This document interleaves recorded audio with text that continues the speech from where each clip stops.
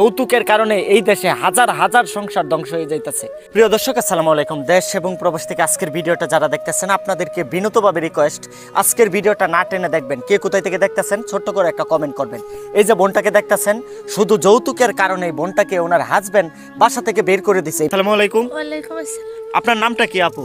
নাম মোসাম্মদ বিলকিস। আপনার দেশের বাড়ি? রংপুর। রংপুরেতে। তো আপনি তো অনেক দিন ধরে আমার ভিডিওগুলো আপনি দেখেন, তো আমার সাথে যোগাযোগ করে আজকে এখানে আসছেন, কি বলার জন্য আসছেন ক্যামেরার সামনে? আসছি ভাই, আমার বাপ মা তো খুবই গরিব, সরকারি জমিতে থাকে, টাকা পয়সা দিতে পারেনি। ও এত বেশি মারধর করছে যে অসহ্য হয়ে বের হয়ে আসি বাচ্চা নিয়ে। কইছে যখন রিক্সা তোর বাপ মা কিনে দিতে পারবে তখন আসবি।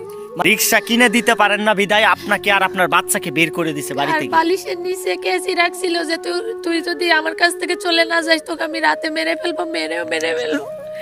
ওই কথা অসহ্য হয়ে বের হয়ে আসে, এখন রাস্তায় বাচ্চা নিয়ে ভিক্ষা করে খাই ভাই, বাসা বাড়ি তো খাবে না। আপনার কি ফ্যামিলিগত বিয়ে ছিল নাকি রিলেশন? ফ্যামিলি মানে পছন্দ, কিন্তু ফ্যামিলি দিছে ভাইয়া। ওই ছেলেটার বাড়ি কোথায় ছিল? সাতক্ষীরা, খুলনা সাতক্ষীরা। ওই ছেলের নাম কি ছিল? মোহাম্মদ রেজাউল ইসলাম। ওর সাথে সংসার জীবন কতদিন ছিল? 4 বছর। 4 বছর। আপনি ইনকাম করে খাওয়াইতেন না ওই ইনকাম করতো? আমি বিয়ের পরে চাকরি করে খাওয়াইছি, বাচ্চা হওয়ার পর আর পারি না, তখন থেকে মারধর করে। এই বাচ্চাটার বয়স কত?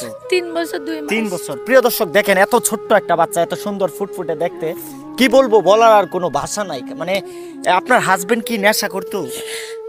মাঝে মধ্যে জুয়া খেলে।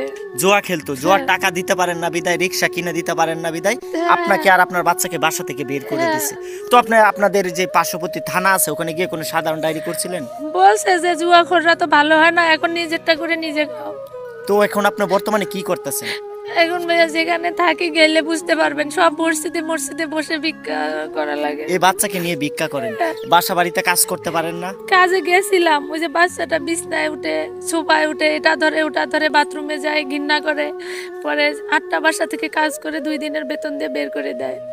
পরে যাই কয় জুয়ান মানুষ ভিক্ষা করো, শরম নাই লজ্জা নাই। পরে একটা সেলাই মেশিন কিনে চাই মসজিদে, তাও পাই না। মানে আজকে ক্যামেরার সামনে আসছেন, যদি আর্থিকভাবে আপনাকে একটু কেউ সাহায্য করে কিংবা আপনাকে একটা সেলাই মেশিন কিনে দেয়, তাহলে আপনার বাচ্চা নিয়ে আপনি চলতে পারবেন। আচ্ছা, এখানে আরেকটা প্রশ্ন আপু, অনেকেই আমাকে কমেন্ট করে, আমার ভিডিওতে অনেকে ফোন দেয় যে একটা বাচ্চা চায় অনেকে, আপনার বাচ্চাকে কি আপনি দিবেন? না ভাইয়া, না না স্যার, আমি বাচ্চা দিব না স্যার। আমার বাচ্চাটাই দুনিয়াতে সব। স্বামী ছিল, স্বামীও তো পর হলো, এই বাচ্চাটাই আছে। আমি চাচ্ছি যদি আল্লাহর রহমতে কোনো মানুষ আমার একটু সাহায্য করে, একটা চার দোকান দিব, নাইলে একটা সেলাই মেশিন কিনে চালাবো। তো প্রিয় দর্শক, আজকের ভিডিওটা যেই যেখান থেকে দেখতেছেন, অনেক প্রবাসী রেমিটেশন যোদ্ধা আছেন যারা কিনা আমাকে ফোন দিয়ে বলেন, ভাই আপনি মানবিক ভিডিও করেন, আপনার অসহায় মানুষদেরকে নিয়ে ভিডিও করেন। এই বোনটা আজকে রাস্তায় এসে দাঁড়াইছে, কারণ একবেলা খাবারের জন্য, একটু ভালো জায়গায় থাকার জন্য পেটের দায়ে ভিক্ষা করতে হইতাছে। কারণ কোনো বাসা বাড়িতে কাজে গেলে হয়তোবা 4 দিন 5 দিন করে, এই বাচ্চাটা দুষ্টামি ফাজলামি করে বিদায় ওনাকে কাজে কেউ নিতে চায় না। যদি কোনো প্রবাসী ভাই কিংবা কোনো রেমিটেশন যোদ্ধা, স্ক্রিনে দেওয়া আছে এই আপুর নাম্বারটা, যদি এই বোনটাকে আর্থিকভাবে কোনো একটা সাহায্য করেন, হয়তোবা এই বোনটাই ওনার বাচ্চা নিয়ে একটু ভালোভাবে বেঁচে থাকতে পারে। কারণ একটা মানুষ কখন ভিক্ষা করে? যখন তার দেয়ালে পিঠটা থেকে যায়, যখন তার আর্থিক অবস্থা খারাপ হয়ে যায়। তো আপনাদেরকে বিনীতভাবে রিকোয়েস্ট করব, আজকের ভিডিওটা প্রচুর পরিমাণে শেয়ার করে দিবেন। আজকে দেখেন, যৌতুকের কারণে এই দেশে হাজার হাজার সংসার ধ্বংস হয়ে যাইতেছে। কিছুদিন আগে আমি একটা ভিডিও করছিলাম, এটা নরসিংদী রায়পুরাতে। ওই ভিডিওটা প্রায় 1 মিলিয়ন ভিউ হয়েছিল। ওই ভিডিওটাতে দেখাইছিলাম 5 দিনের বাচ্চা সহ ওনার ওয়াইফকে ওনার হাজব্যান্ড ডিভোর্স দিয়ে দিছে, শুধু যৌতুকের টাকা দিতে পারে না বিদায়। তো এই ঘটনাটা এই বোনটার সাথেও কিছুটা মিলে গেছে, কারণ এই বোনটা ওনার হাজব্যান্ডকে একটা রিক্সা কিনে দিতে পারে না বিদায় এই বাচ্চা এবং এই বোনটাকে বাসা থেকে বের করে দিছে। তো আপু, আজকের ভিডিওটা দেশ এবং প্রবাস থেকে অনেকেই দেখতেছে, তাদের উদ্দেশ্যে কি বলতে চান?